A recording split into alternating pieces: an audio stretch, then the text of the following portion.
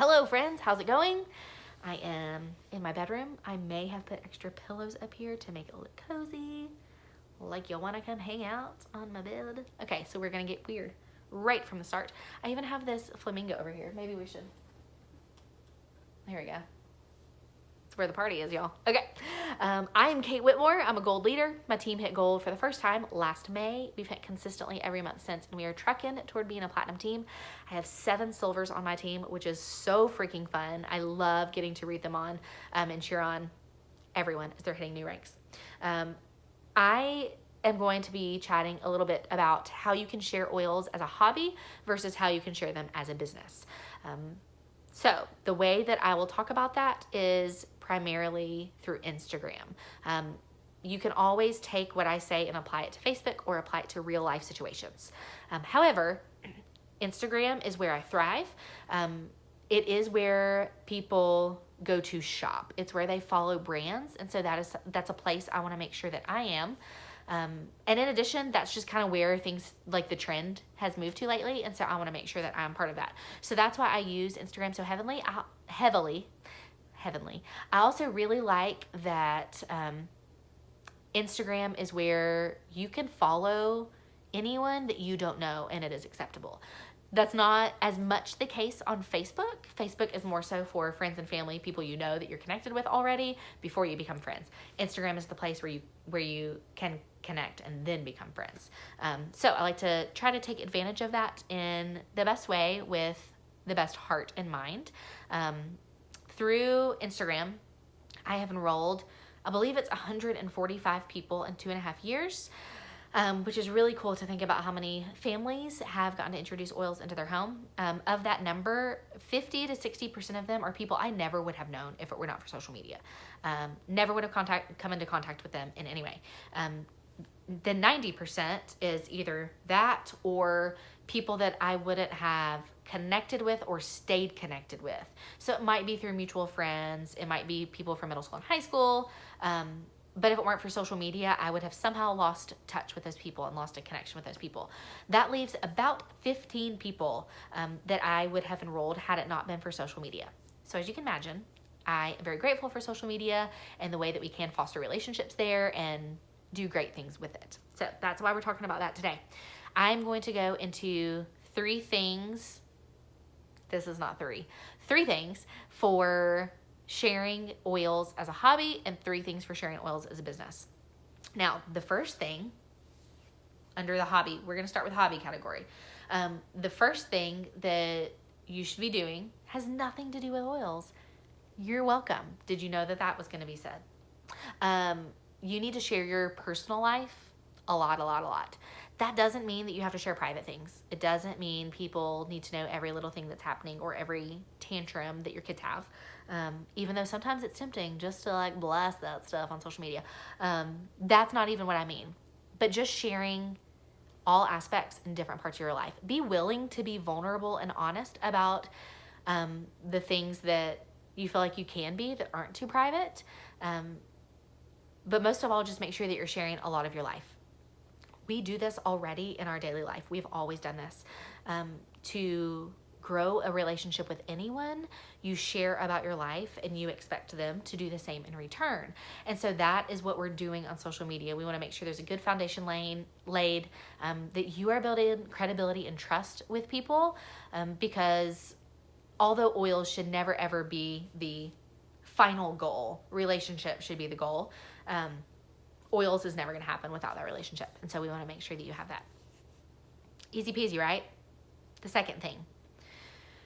Now, introducing oils, when something about oils blows your mind, even if it is the 10th time it's blown your mind, and you're like, why haven't I ever talked about this? It just blew my mind again. Talk about it. Share it in stories. Share it in a post. Share what oil you used, what the problem was, like why you needed it to begin with, and then what happened. Those are your 3 things to share. If you can share it story style, like tell a story as you're doing it. Tell exactly what happened, no matter how crazy it was. Sometimes that's even more fun. But share those things. Talk about it. You can do that, right? Because you're already excited. You're probably talking about it in your own home. Fun fact. fun fact. When I had oils for about 4 months and I couldn't stop telling my husband about them, like wouldn't stop. There was even one time when I was like, listen to what this oil did for my friend. Couldn't remember what friend it was, but I was like, I heard this story. You have to hear this. And I told him about it, and he was like, yeah, babe, that was me, and I told you that story this morning. And that was when I realized maybe I should start talking about this on Instagram. So talk about those things that blow your mind. Number 3, know your link and share it. That is a really, really easy thing. Again, it doesn't have a whole lot to do with oils directly, but I want to make sure that you know you have that referral link. If you go to your virtual office, member resources, link builder, your link is going to be laid out for you there, ready to go. You can copy it and you can paste it, send it to anyone you want to send it to. Because it is a long link, I recommend that you shorten it. I really love the website bitly.com, bitly.com. You just paste your long link in there and it's going to create a shortened link for you. It just makes it not so overwhelming to people's eyes and makes it more clickable. All right. So know your link and share it. When somebody asks you about oils, make sure that in conversation, you're able to send that to them. All right, guys, I'm keeping that simple because I want you to know that if you want to do this as a hobby, it really can be simple and it can just be integrated into what you're already doing in your life. You're already talking about stuff you love, and so you're going to keep talking about it. Now, we are moving on to sharing oils as a business. And I have a little spoiler for you. You are going to do the exact same 3 things that we just talked about. You're just going to be more intentional. If you're watching this and you're like, but wait, I was going to do it as a hobby. But are these people doing a business doing the same thing as me? Yes, they're doing the same thing as you. We're just going to be more intentional. So let's talk about what that intentionality looks like with each of those. So the first one, we talked about sharing your personal life with people. For this one, you want to make sure that you know who your target market is. You know who you are, like who your brand is as a person. You have a brand. Don't sit here and tell me you don't have a brand, because everyone has a brand. You just don't know how simple it can be yet. So you're going to find it. There is a video, a workshop that I did in the refinery in fall of 2017. You can probably just go type in my name in the refinery and find that there. And it goes into a lot more detail about how to find your target market and has a couple of resources that I mentioned there that you can dive into. But to kind of get an idea, my target market is moms of young children, a lot of young children that just kept coming, who don't completely love driving their minivan, but they've embraced it because hashtag all the babies. They also sometimes have to have a beer at 2:00 in the afternoon, and that's just the way life is.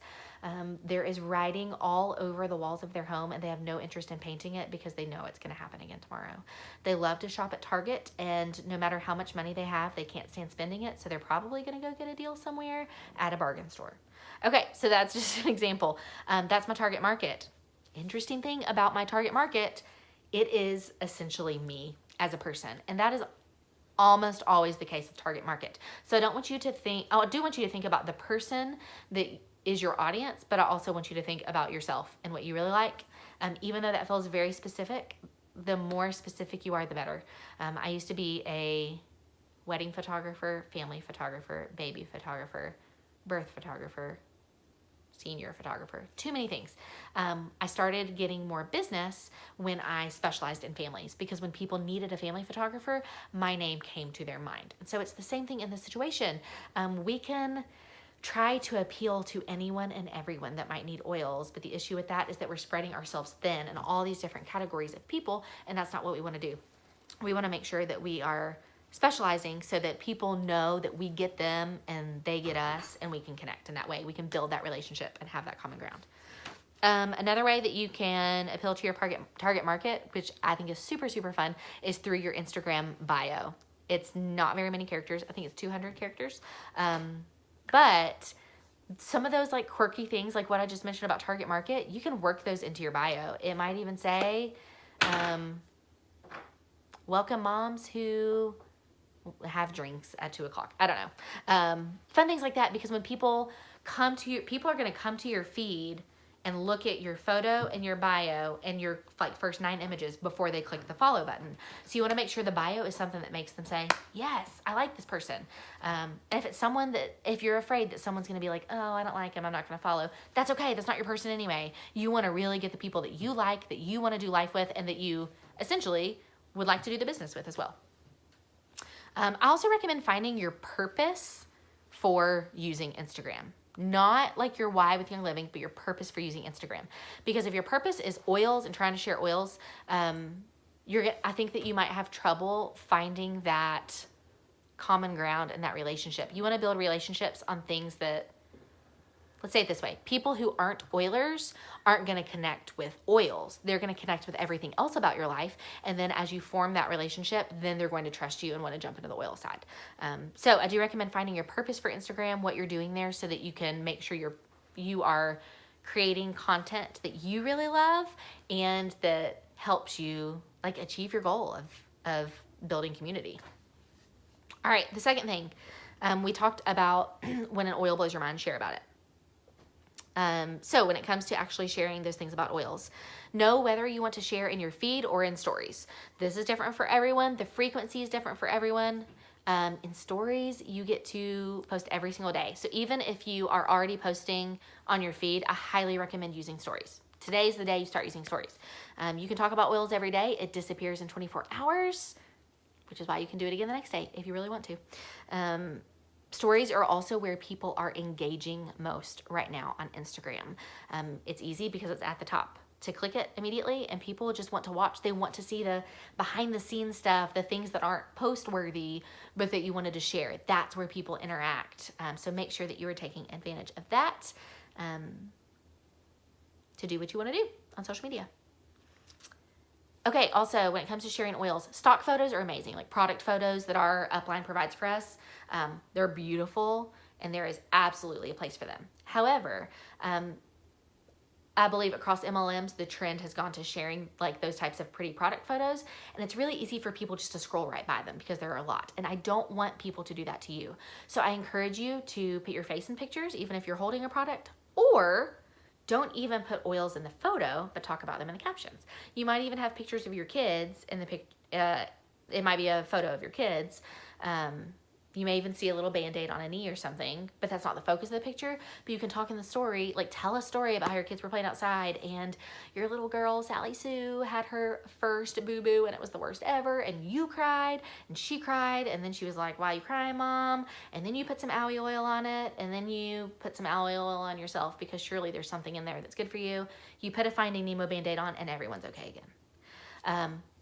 That is something that's happening a lot more on Instagram. And so as that trend changes, it used to be that people wanted to see real-time things, and the caption went with the photo, but it has changed a lot. And so let's move with it. Number 3 was know your link and share it. In this case, that's just about how we share that link with people. And so for me, I think I have another video in the refinery that's about this. I think it has to do with word vomit, so you can probably type in word vomit and find it.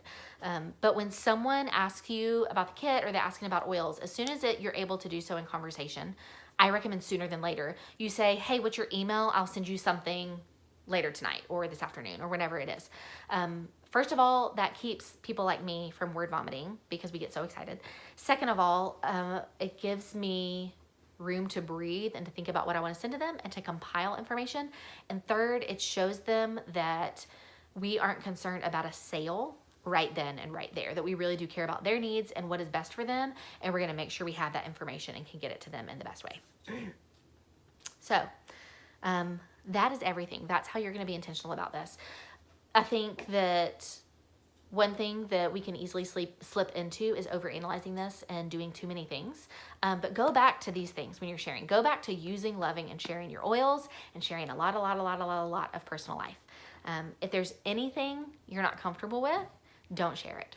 All the time I'll start to post something, whether it's oils or not, or personal, and I'll type out a whole caption. I'll erase it 12 times. I'll write a new one.